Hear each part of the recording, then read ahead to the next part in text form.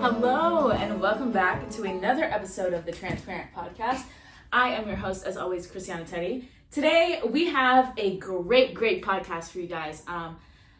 This is going to be a two-part episode because this is just such a... Sorry, my chair's in a weird spot. This is such a heavy topic. We're just going to split this into two episodes because I will be here for 5 years if I try and talk about this in one episode. So... this is the Epidemic of Biracial Women, and this is episode 1, I Am Not Almost. So what I really want to talk about in this episode is just my experience as a biracial woman and how that's just really affected me in my 20s and in my growing up, and what I've learned about how society takes in biracial women, and how the hatred and the love of biracial women and the obsession and the fetish of biracial women. And I really just want to break that down for you guys from the perspective of a biracial woman. I feel like it gets talked about a lot by black men who love biracial women, or by white men, or by just men in general who think they can speak on the biracial experience as a woman. And I really just kind of want to clear that up and just kind of let's get to talking. So, the first statement I have in my notes: being a biracial woman in every part of the world is one of the most confusing, exciting, scary, worst, and best things in the world. That statement really came to me. I wrote this podcast when I was on the plane, and it really came to me because in Aruba, I had a lot of people asking me what I was. And, I looked like a lot of the Arubian people there, and no one really could figure out what I was. And it kind of had me start thinking, even in America, no one really knows what I am. And, if we take it all the way back to slavery, being biracial was a crime for a really, really long time. If this had been the 1800s, I would not have been able to be in public without, somebody trying to end my life because I'm biracial. Because me being biracial means a black man had to sleep with a white woman, or a white man had to sleep with a black woman for me to be made. And that was a huge no-no. But it was also something that white people fetishized, the lightness of biracial women. So, and so I would say it's confusing because in this world, in this society, there's never a place for me. I don't think there's ever a place where I'm yep, I definitely belong here. This is where I feel at home. Sorry, I'm doing a lot of moving. This is where I feel safe. This is where I feel I don't think I have one of those places in my race, in my race. And I say it's exciting because I think I'm made up of so many different cultures that I get to explore so many different things. I was not raised in the quote unquote black experience or the white experience. I got this mix of Jamaican culture and British culture that kind of blends together to make the culture in my home, and it's beautiful. And I say that it's scary because it is a regular fetish of a lot of men. A lot of men don't even realize that they have a fetish for biracial or light-skinned women. And that's so scary because with that comes an entitlement to your body, an entitlement to your phone number, an entitlement to literally everything just because you're what they're like.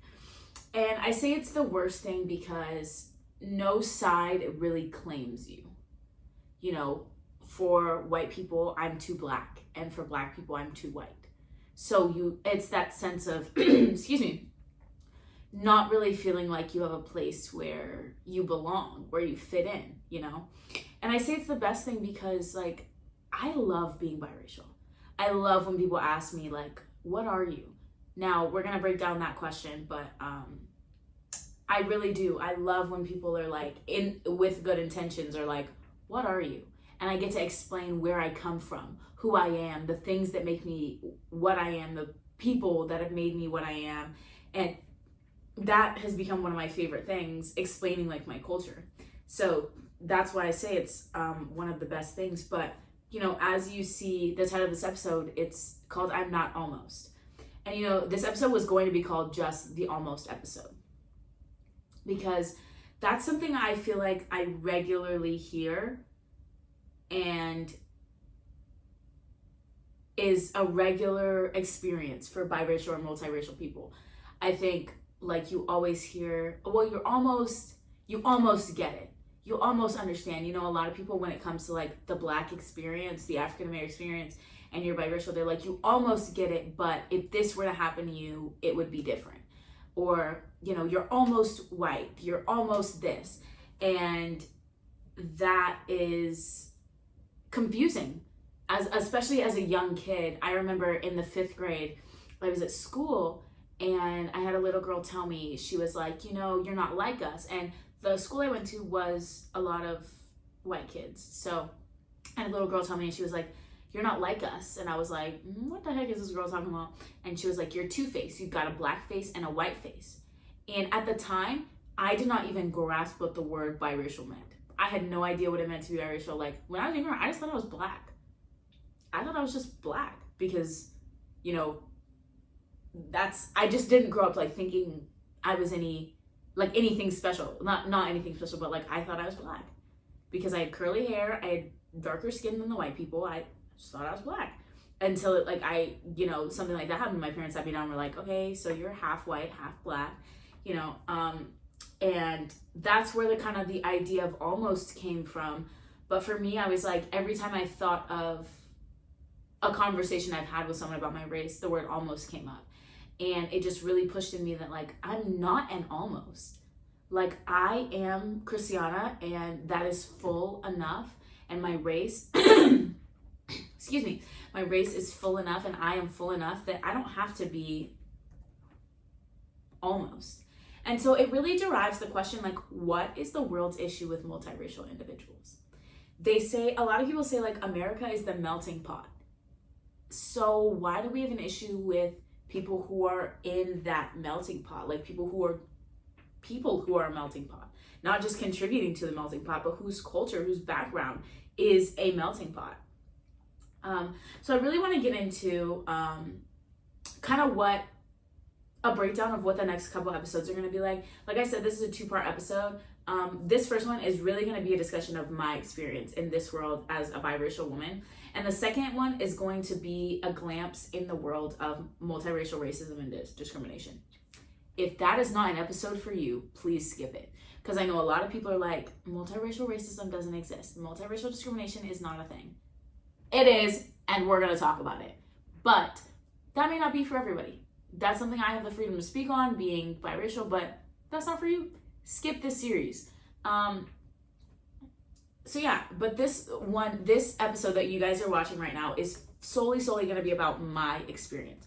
So everything said here is something I have experienced, is my opinion, is my end of the stick. So if you don't agree with it, feel free to leave a comment. Feel free to be like, Christiana, you're talking crazy, but this is where I'm coming from as a biracial woman. Okay, let's really dive in. So as a young adult woman, my race is talked about every single day.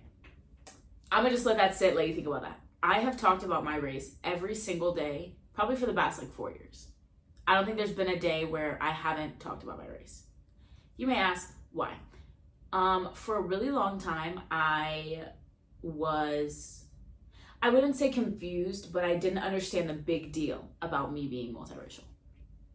I didn't get it. Like, I didn't understand when I first got into the dating world why men were so, oh my gosh, like, you're light skinned. And now I do know I have these big, like, googly green eyes, and they're humongous, and everyone's like, they're so beautiful. And I'm so grateful for that blessing for my family. But that comes from my race. My grandmothers both had very light eyes, and that's how I get that. So that's usually where the conversation starts. Who do you get your eyes from? And I'll be like, my grandmother. And they're like, she's not black, is she? And I'm like, well, one of my grandmothers has the same color eyes as me. And then one of my grandmothers is white. And they're like, oh, so what are you? And that's where that conversation comes in. And usually conversations entailing my race include, what are you? Which of your parents is white? Can you say the N-word? Some of us are actually black, so we can do X. You don't really understand what it's like to experience X. And those are just a few that I'm putting out here.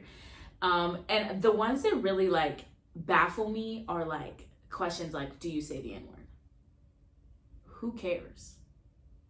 Who cares if I say the N-word? Now, if you know me, you know I don't swear, so I don't say the N-word, but the whole whether or not I can or cannot say it, none of your business. I don't feel like it's a conversation that needs to be had on whether or not I can say it or whether or not you can say it. You know? Now, I'm not going to say there's a line. There's definitely a line of where I think it is inappropriate to be said, or a group of people who I think it is inappropriate to say it. And so, as a whole, I don't agree with us as a community using the word. A lot of people say that we're taking it back. A lot of people say that, that's our way of reclaiming what happened during slavery. But I, as a whole, do not agree with, and that's my opinion, I do not agree with the use of the N-word. So that's why I personally don't say it. But I don't think whether or not I say it is of any of your concern. Like, I don't think anything will change between this moment and the next if I say it, And then when the answer is no, they're like, you can say it. You're Black. Why don't you say it? Just say it right now. The most aggravating conversation.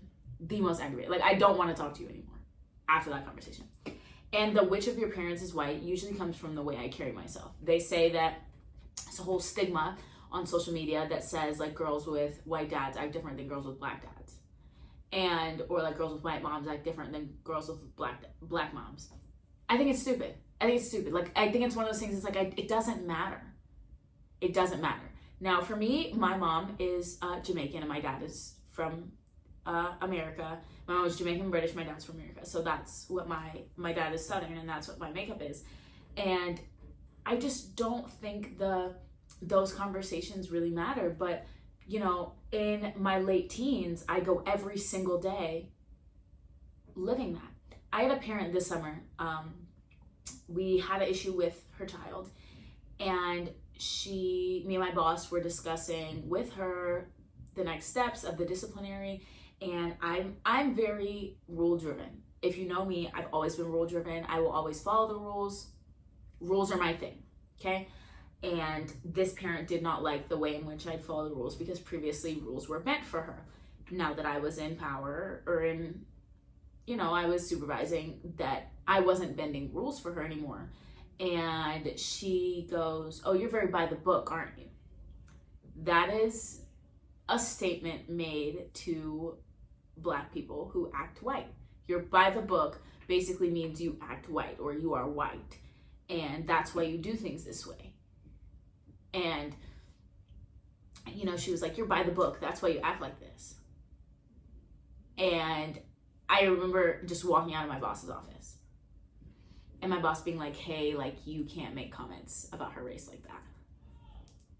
I personally don't feel like anyone should have had to tell her that she can't make those comments about my race.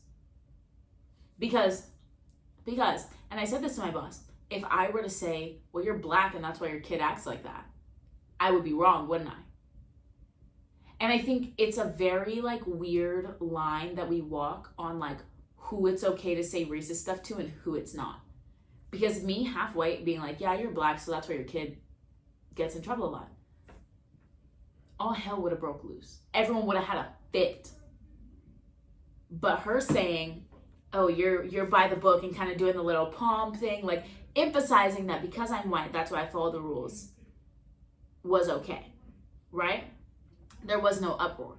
And that really baffled me. And I remember sitting in my boss's office and him being like, "Are you okay?" And I'd be like, "No, that's not fair that people get to make these comments." And the more and more I went through summer, the more and more I realized how comfortable people around me had gotten speaking this way towards me.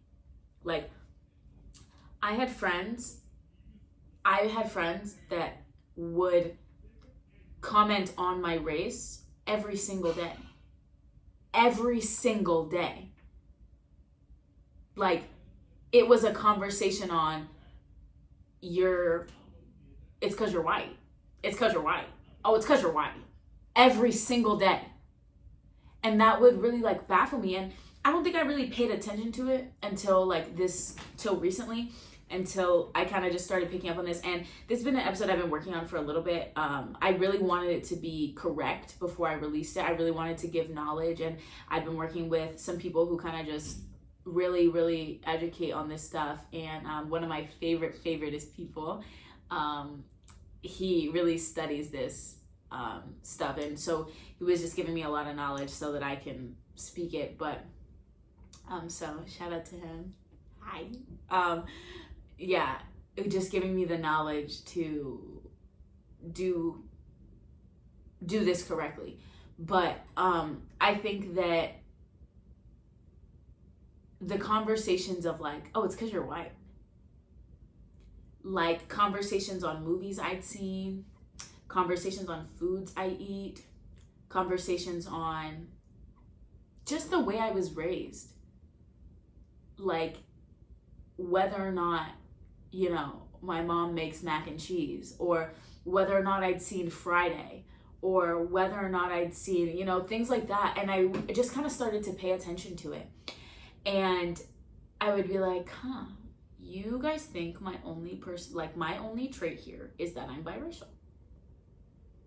And then I started to look at a lot of the men in my life and men that I dated, and I'd been like, you only like me because, now, mind you, I've dated not a lot of men, but most of the men I dated are not that shallow. But you know, when it really came down to it, I was like, your initial attraction to me is because of my light skin, which is fine, but why? You know, why? You didn't look at me and say, I want to get to know her because she's beautiful. It was more of like, I want to get to know her because she looks like the type of woman I like. And that was really confusing to me as I started to study that, and as I started to study just like what the world's obsession is with biracial women. Now, I don't look as, you know, mashed up as I actually am. I have a lot of different cultures in me, and I don't look that. And I know that. But I just really was like, what is the world's obsession with biracial women? And it started to show itself really like when I became Greek, because a lot of people made comments about like what I knew about Greek life, who I thought I was being a white girl, being a white AKA, or you know, for the first like 3 weeks before anyone knew my name, I was known as the white one among like groups of people. And that baffled me.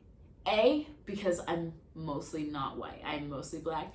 And B, because like, why wasn't I the green-eyed one, the short-haired one, you know, the slim thick one, you know, like why wasn't I, you know? So it was like so interesting to me to hear that people described me by my skin, but no one else around me was described as the black one other than me as the white one.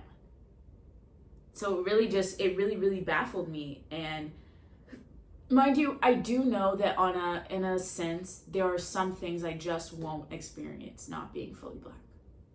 I'm aware of that. There are some things that I just don't understand that black people go through. I don't need you to point that out, I guess is the point I'm trying to make. I don't need you to point that out. I'm aware. I'm very self-aware, if you know anything about me. And that's not something I need you to point out. Like you invalidating my blackness does not make me want to be around you anymore. You invalidating my blackness makes you look ignorant. Like the amount of times I've had to be like, I'm black. Because like I will get fed up with people making comments like when we go swimming, like I don't have to moisturize because my skin doesn't crack, or because like I don't get ashy, or I don't have to use certain conditioners, I don't have to have a full wash day. Do braids actually stay in my hair? I am black. So the invalidation of like those comments in itself are invalidations of blackness. And for one, it's rude. I know a lot of people who like make jokes about my skin and who I like have been like totally cool, like it does not bother me at all. But as like a general, like it's rude. Like it's actually so rude. Because if I were to do the same thing to you about the way you were raised, I would be racist. But because it's me and because I'm multiracial, it's no longer racist. And that bias has come from the idea that like biracial people were illegal. So you could treat them however you wanted because they were wrong to even be here. Like back in slave days, like days of slavery, like it was wrong to exist and be biracial. So back in that day, they were treating biracial people however they wanted. They were treating biracial people like terrible. Like no one cares how you feel. You're wrong. You shouldn't be here. No one cares. So, and that I think bleeds into today's society a bit because I've noticed like people think they can say anything to me about my race. Like some people have literally no filter in the things they say to me about my race. And it's like, have you no shame? Like you didn't think that was rude? And like, you know, it'll be small things. So here I have a list of common racial slurs toward biracial individuals that you don't even realize are offensive. And I'm gonna go through each one and I'm like, explain it. The first one I have is light bright. Light bright. I get called this a lot. This is offensive because I'm aware that I'm a pale individual. You don't need to remind me. And I find light bright offensive because it points out the fact that I stand out in a group of people. Light bright, like a bright light, and it kind of points out that you kind of light up a room in a sense. Like you go in a room and you're like you are the center of the light if you go in a room of black people. You know, and I find it offensive because I think it's like, I know, I'm aware. Like I went to a party last year and I was probably the only like light-skinned person in the room. And I stuck out like a sore thumb. And I was like, oh gosh, like everybody can see me from the whole club. And so I was like, yeah, light bright, lighten up the whole club. Okay, like that's offensive.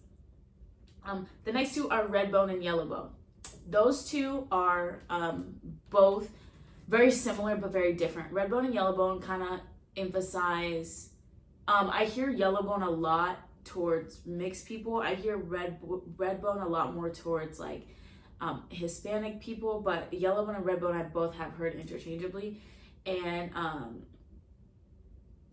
don't know, there's a song, he's like, I'm looking for a yellow bone, long hair. Yeah, basically he's saying like, I'm looking for a light-skinned chick.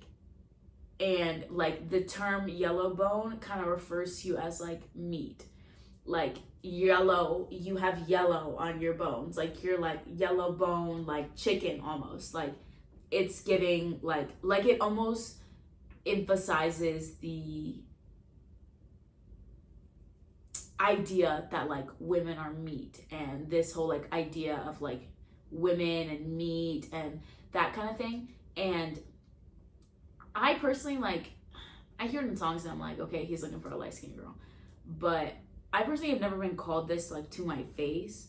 But like I've heard people like, oh, them yellow bone girls, or like everybody wants to have them a yellow bone girl, or like you be glad to say your girl's a yellow bone. Like it's just very derogatory. It's just very, very derogatory, and it's very dehumanizing of, you know, light-skinned biracial women. The next one is exotic. This one, a lot of people don't find offensive, and a lot of people will take this as a compliment. I personally do not. When men or anybody is like, you look so exotic, they're basically saying you look like you don't belong here. You look like you're not from this area. You look like you're in the wrong place. Why do I have to be exotic to be beautiful? It's almost like a backhanded compliment because it's like, you look so exotic, okay? Like, it's almost not a compliment. You're saying I look like I'm not from here. Okay, I'm not. Next.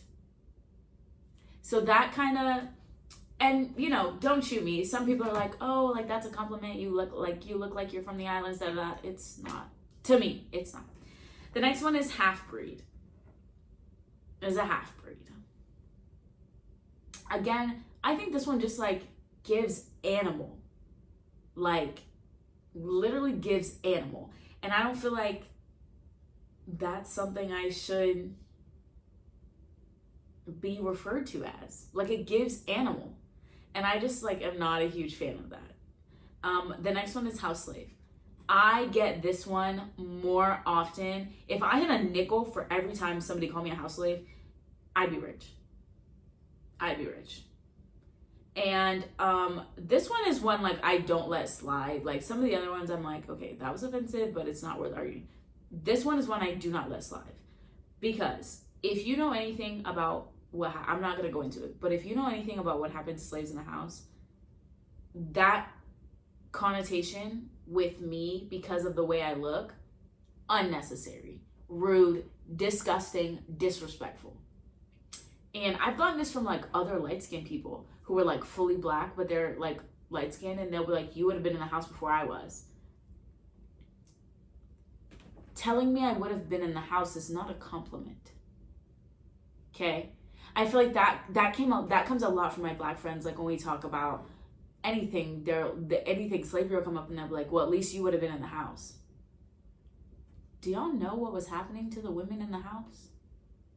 Y'all know what was going on? We were all on the same page. We all took the same education class, the same history class. Y'all know what was going on to those women in the house? That's not a compliment. You're telling me that I looked like I would have wanted. Okay. The next one is melanin deficient. This one is just ignorant because let's be for real. White people also have melanin, for those of you who didn't know. So like saying I'm melanin deficient is just kind of like, okay. Like that's one I just refuse to even acknowledge, because like most people with common sense know that like everyone has melanin. It's just different. It's just different amounts. So, yeah. And I think a lot of people like use these like slurs, for lack of a better word, just because they can. And I think there's like an entitlement to speaking to light-skinned women and biracial women any kind of way. And I 100% think it's wrong, but I think it comes just from just this thought process that like I can talk to her, like she won't get offended because I'm not really offending her black side, I'm not really offending her white side. But what you're doing is you're invalidating who I am. My race does not make me who I am.